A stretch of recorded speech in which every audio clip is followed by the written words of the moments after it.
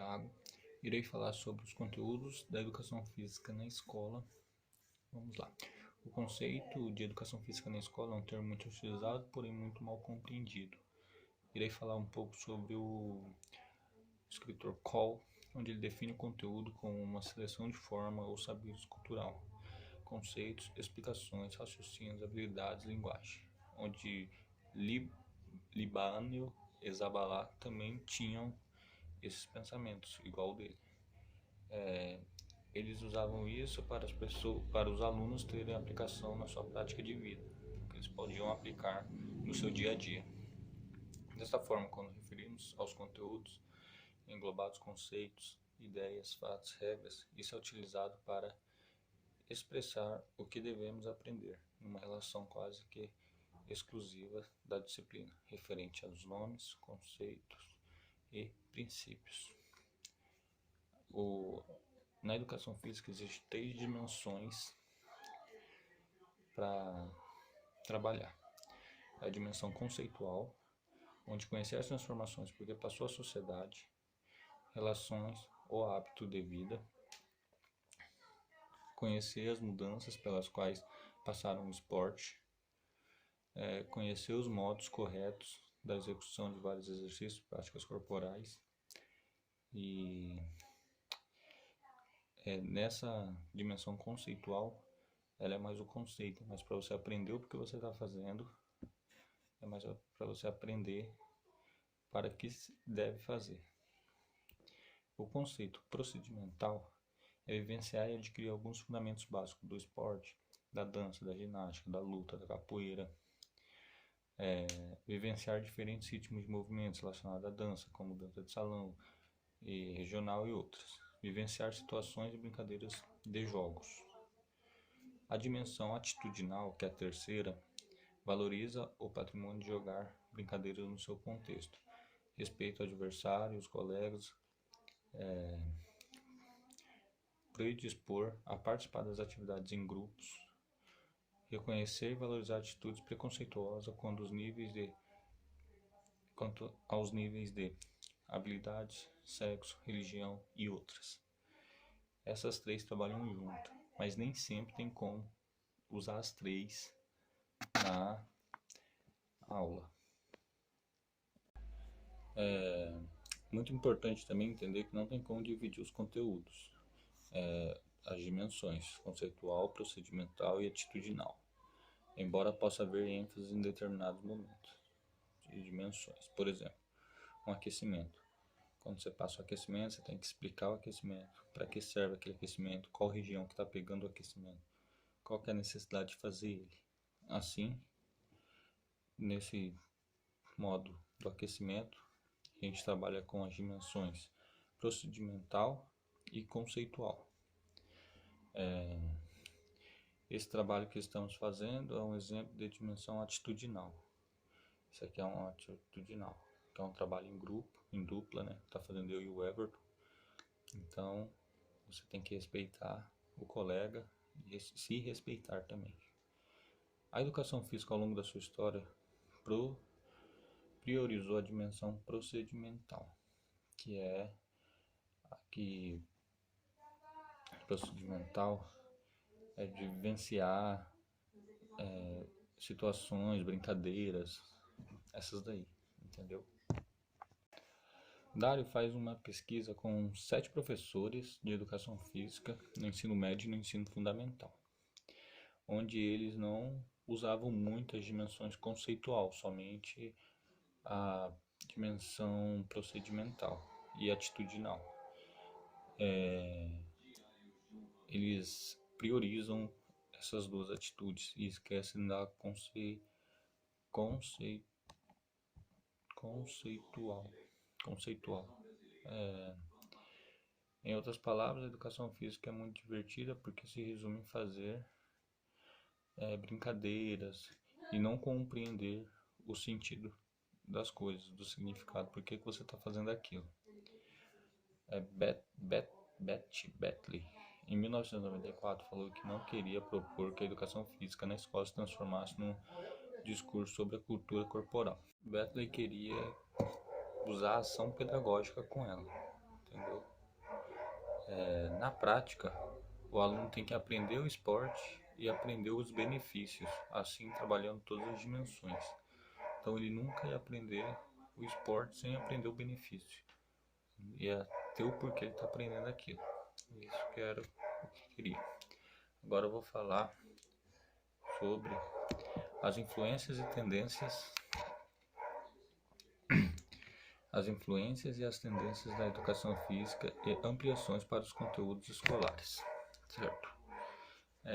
A educação física escolar tem um caráter histórico que sempre ele se reelabora conforme as necessidades de cada época. O Brasil recebeu influência na área da medicina, dos interesses militares e do nacionalismo. Na época de 60, a educação física era voltada para a área da ginástica. Era o método francês.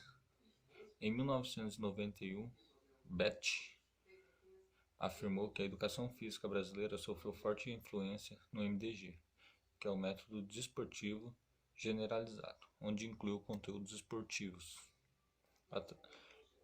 porque através do esporte os alunos descobrissem suas aptidões e gostos.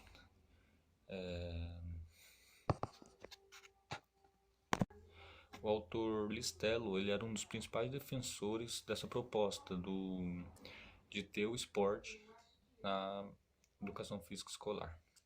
Na década de 70, o governo militar apoiou a educação física na escola. Ele queria os soldados, os jovens mais fortes, mais preparados para as guerras, se precisasse. Por isso que eles apoiaram desse jeito. Na década de 80, com um novo comando, novo cenário político, né, certo? Essa proposta começa a ser criticada e acontece a proposta. Aí tem a proposta psicomotricidade, ou palavra difícil, que está relacionada ao conhecimento próprio do corpo, consciência corporal, lateralidade, coordenação. Dentro dessa perspectiva, o importante para a educação física na escola era resgatar a cultura de jogos com regras, brincadeiras de ruas, rodas de cantos e outras atividades que compõem o universo da cultura dos alunos. Isso é o que eu expliquei. Eu expliquei 2 conteúdos. O primeiro conteúdo que eu expliquei foi sobre as dimensões as dimensões ai caramba, esqueci. O conteúdo que eu expliquei foi sobre o para além do fazer, que é sobre as dimensões conceitual, procedimental e atitudinal. O segundo que eu expliquei agora, eu comecei a explicar um pouco, eu falei sobre ele, né? O título dele, que é as influências e tendências da educação física e implementações para os conteúdos escolares. Essa foi a minha parte, e é isso. Explicando a minha segunda parte aqui, a gente tem que fazer com que a criança se sinta interessada naquela atividade. Como que a gente faz isso? Colocando atividades em formato de brincadeiras. No livro fala que você tem que colocar uma brincadeira dentro de uma atividade. Assim ela vai conseguir se manter mais interessada. Nós podemos usar essas habilidades locomotoras, porque elas são mais desenvolvidas. A criança consegue desenvolver melhor e ter mais resultado com isso. Essas habilidades locomotoras podem ser tanto as básicas como as específicas.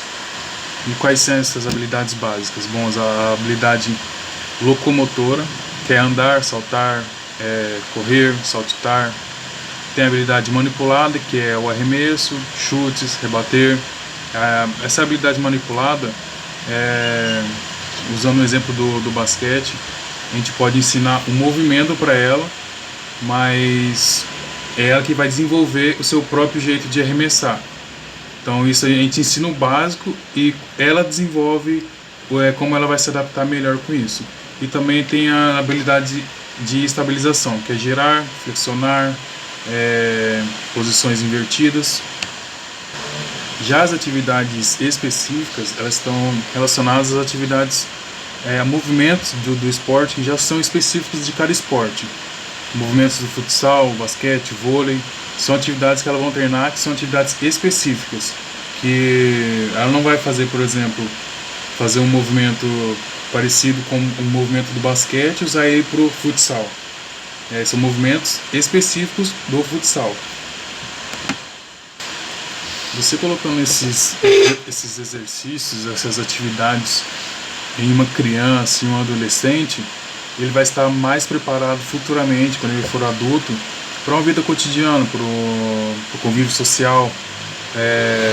Quando ele precisar fazer alguma atividade, a sua memória muscular ela já vai ter passado por aquilo. Então o corpo dela já vai entender que ela já fez aquilo. O processo locomotor ele vai saber fazer.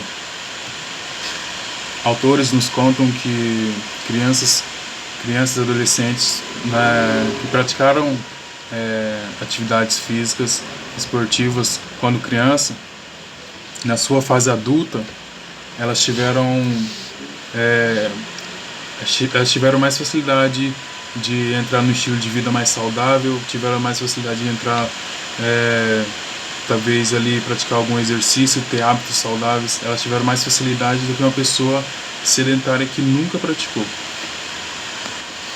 Por conta desses estudos, por conta desses autores, essas pesquisas, surgiu em 97 por Narras uma proposta de mudança nas aulas de educação física.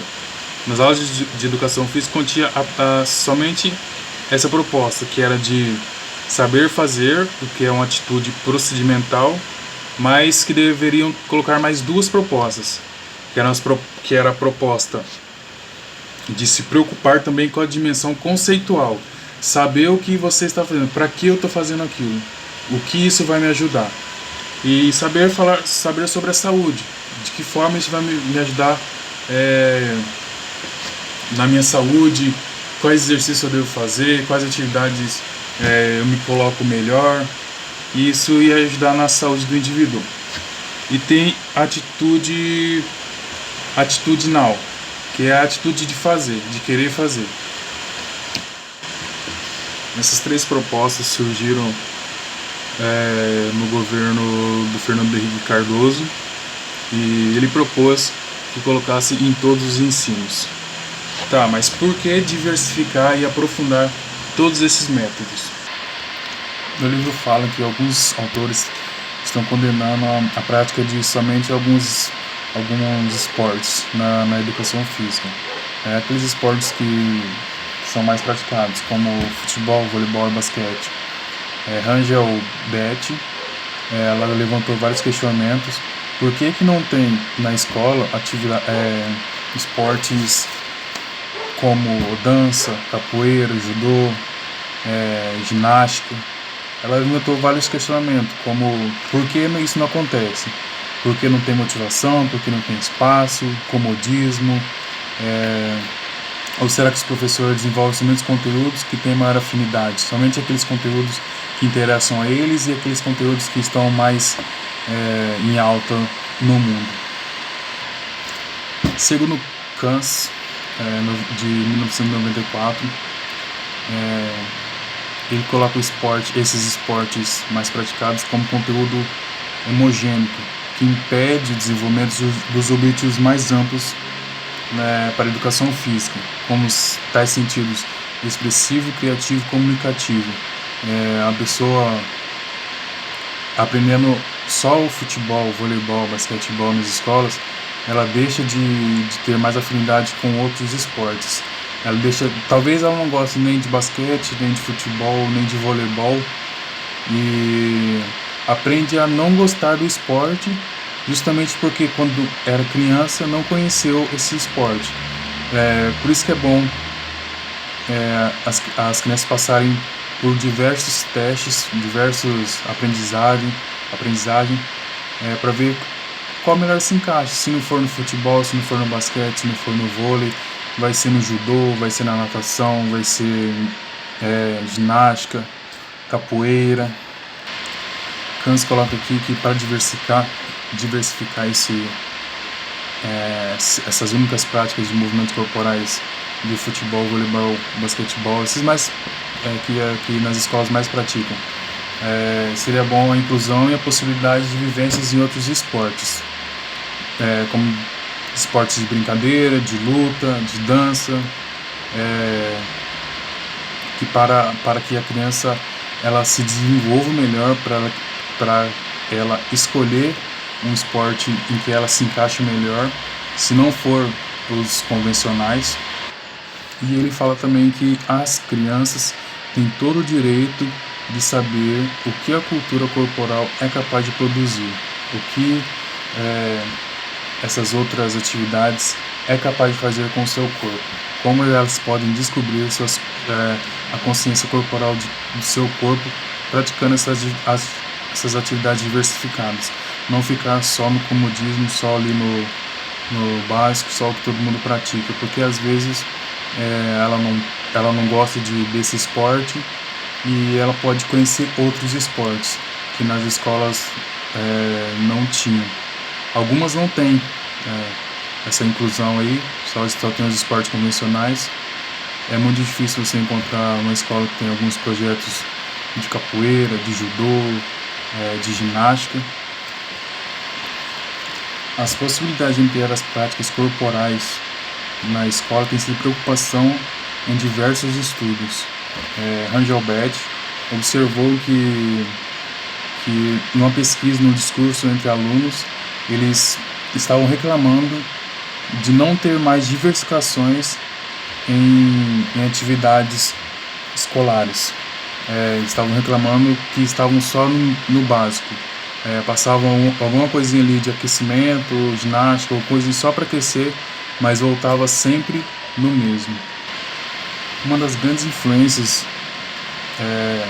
disso nas escolas, com certeza, são as mídias,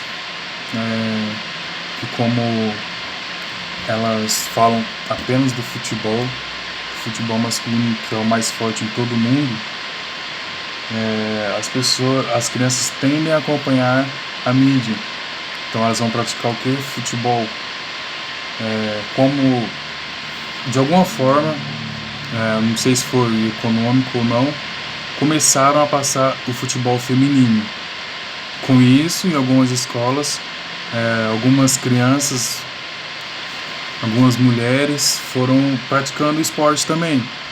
E hoje a gente vê que muitas mulheres praticam futebol feminino.